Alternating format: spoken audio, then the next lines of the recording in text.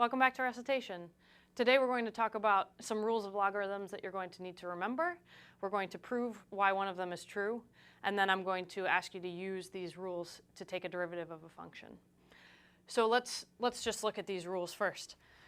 So I want to point out, as I'm talking about these rules, the first three are written with natural log, but one can also write them in any base as long as the base is the same all the way across. So in any legitimate base that one's allowed to use, so with a positive base, one can use it all the way across instead of the natural log. So the first one says that the natural log of a product is equal to the sum of the natural logs. So natural log of m times n is equal to the natural log of m plus natural log of n. The second one says the natural log of a quotient is equal to the difference of the natural logs. So natural log of m divided by n is equal to natural log of m minus natural log of n. This third one says that the natural log of something raised to a power is that power as a coefficient times the natural log of the something. So natural log of m to the k is equal to k times natural log of m. And what I want to point out is that there's a distinct difference where the power is. So if the power is inside the argument, then this rule holds. But if the power is outside the argument, so if it's natural log of m, the whole thing raised to a power, this does not work. This is not equal to what's written above. And then the fourth one is a change of base formula. So if I have log base something b that maybe I want to change the base of m, I can rewrite that in the base e. I can write that as natural log of m divided by natural log of b. And I want to point out a common mistake people make is sometimes they confuse the second and the fourth because they both have quotients. But notice that the second one is the natural log of a quotient, and the fourth one is about the quotient of natural logs. So that's a distinct difference. And hopefully then you see that these two statements are not in fact the same statement. So now what I'd like to do is, using what we know about exponential and log functions, I want to prove number one. So let's set out to do that. Well, in order to make this top line make sense, we know that m and n have to be positive. And so I can find, actually let me write first what we're doing. We're going to prove one. So with m and n both positive, I can find values a and b such that e to the a equals m and e to the b is equal to n. And let me just write out also what that means. Because exponential and log functions are inverses of one another, this means that a is equal to natural log of m, and b is equal to natural log of n. So these are equivalent statements. This statement and this statement are equivalent. This statement and this statement are equivalent. So now let's use that information to try and solve the problem, or try and prove number one. So the natural log of m times n, well, what is that? M is e to the a, n is e to the b. So I can write this as natural log of e to the a times e to the b. What's e to the a times e to the b? This is where we use our rules of exponents. E to the a times e to the b is e to the a plus b. So this is natural log of e to the a plus b.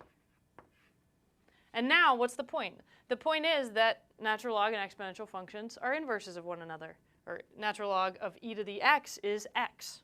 So natural log of e to the a plus b is just a plus b. And I've already recorded for you what those are. It's natural log of m plus natural log of n. So notice we've done what we set out to do. Natural log of the quantity, m times n, is equal to natural log of m plus natural log of n.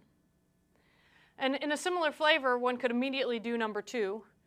And number three follows quite similarly as well. It uses, obviously these are going to use different rules for exponents besides the product of two exponential functions is equal to the sum of the powers.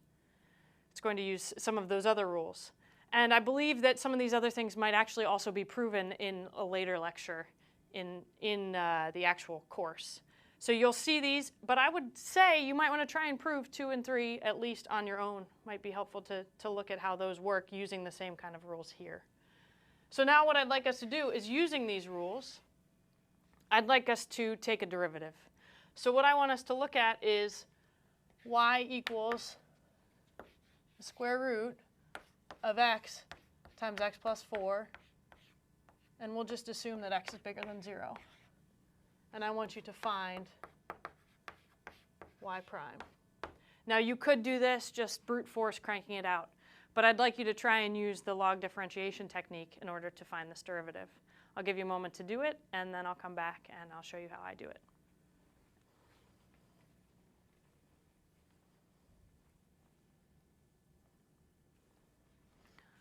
Okay, welcome back. So I'm going to use the log differentiation and the rules I have on the side of the board there to take a derivative to find y prime. So first what we do is we take the log of both sides, and then we use some of the rules of logarithms to simplify the expression on the right-hand side. So I will take natural log of y is equal to natural log of the square root of x times x plus 4. Now square root, wow, sorry. Square root is the power of something raised to the 1/2, right? That's what it means to take a square root. You can take this whole product and raise it to the 1/2. So I'm going to use rule number 3, and I'm going to bring that 1/2 that's as a power out in front of the log. So I can rewrite this expression as 1/2 log of this product. That's one too many parentheses, but that's okay. Okay. So I have 1/2 the natural log of the product of x and x plus 4.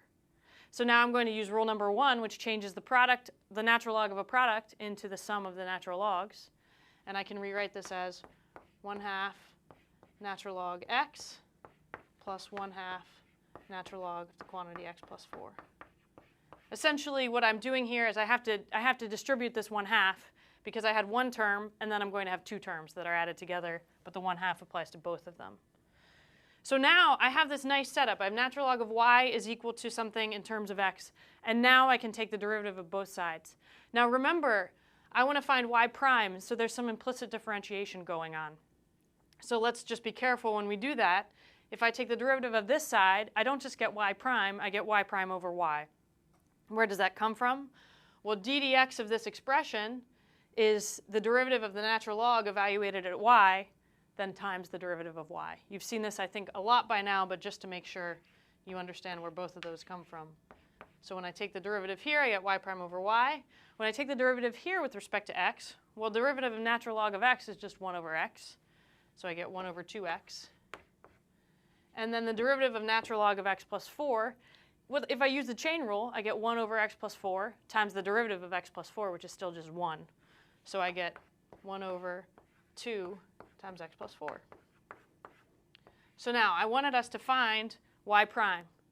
So to find y prime, I'm going to move over a little bit more. And just notice that y prime is going to equal y times all of that. Well, I know y, so I'm going to write what y is.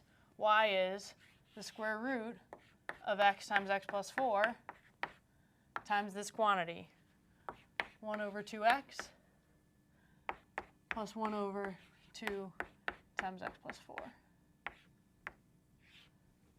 So that's actually one way to write the derivative of y prime. Now, the derivative of y. Now I could combine these two fractions into a single fraction and try and make it look a little bit nicer. Or I could just leave it this way. This is technically a derivative. So if I started trying to combine things, I might find out that I could have just taken the derivative the long way. So this is a nice short way to just get to a place where I can start to find out something about the derivative of y. So I guess I'll stop there.